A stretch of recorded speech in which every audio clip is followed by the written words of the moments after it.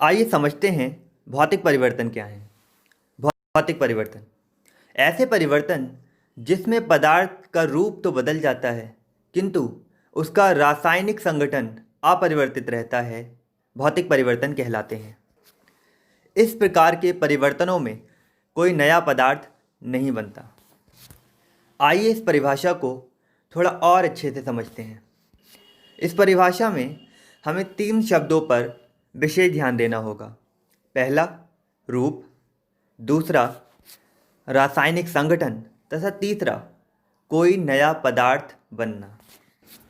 यहाँ रूप से हमारा मतलब वस्तु के आकार, आकृति, आयतन आदि जैसे भौतिक गुणों से है। वहीं रासायनिक संगठन वस्तु के रासायनिक गुण तथा अणुसूत्र आदि को दर्शाता है। और नया पदार्थ बनने से हमारा मतलब है कि पहले के पदार्थ से उसके गुण बिल्कुल भिन्न होंगे, उसका रूप भी बिल्कुल भिन्न होगा। अर्थात जब कोई नया पदार्थ बनेगा तो वो पहले वाले पदार्थ से बिल्कुल अलग होगा। आइए इसे उदाहरण के द्वारा और अच्छे से समझते हैं। उदाहरण के लिए चीनी का शरबत बनाना। चीनी का शरबत बनाने के लिए हम पानी में चीनी, नींबू आदि को मिलाते हैं। पानी में चीनी, नींबू आदि पूर्णतः घुल जाते हैं।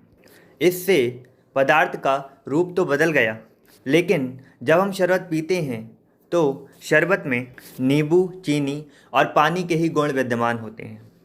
तो इस उदाहरण से हम देख सकते हैं कि चीनी का शरबत बनने में पदार्थों का रूप तो बदल जाता है किंतु उसके रासायनिक संगठन पर कोई फर्क नहीं पड़ता, अर्थात रासायनिक संगठन नहीं बदलता।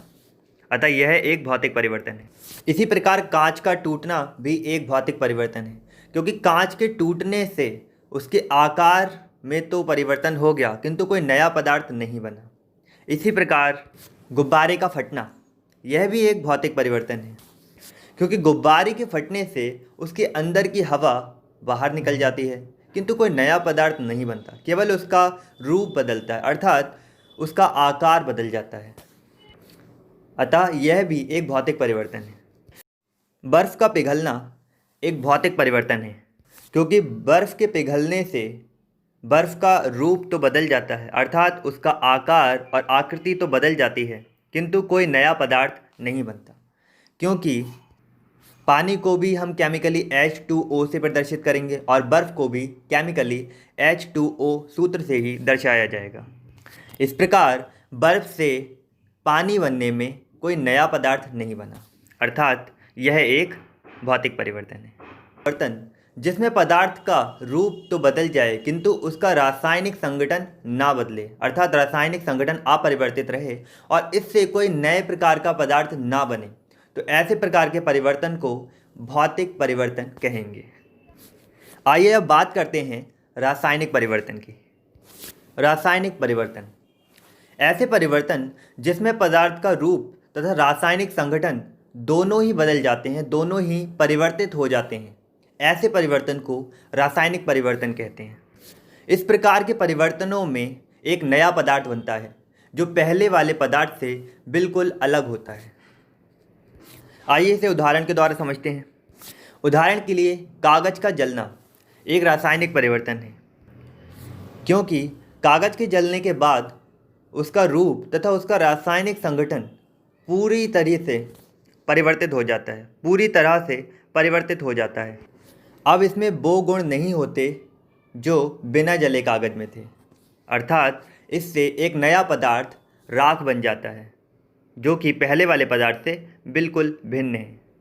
इसी प्रकार मोमबत्ती का जलना भी एक रासायनिक परिवर्तन है। मोमबत्ती के जलने से कार्बन डाइऑक्साइड तथा जलवाष्प उत्पन्न होते हैं। रंगीन होने के कारण ये हमें दिखाई नहीं देते।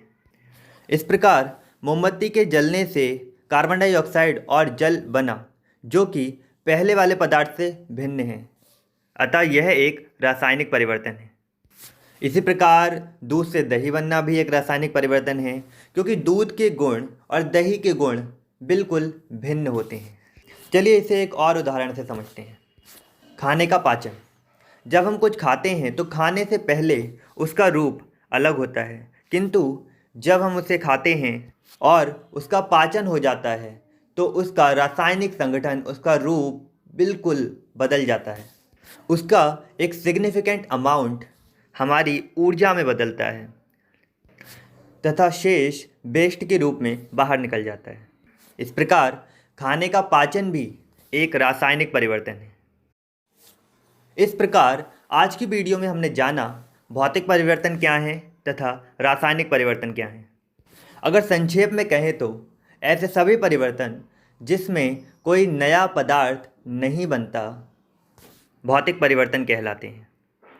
इस परिवर्तन में पहले वाले पदार्थ के गुण ही दूसरे वाले पदार्थ में होते हैं तथा ऐसे सभी परिवर्तन जिसमें कोई नया पदार्थ बनता है जिसके गुण पुराने वाले या पिछले पदार्थ के गुण से बिल्कुल ही अलग होते हैं रासायनिक परिवर्तन कहलाते हैं।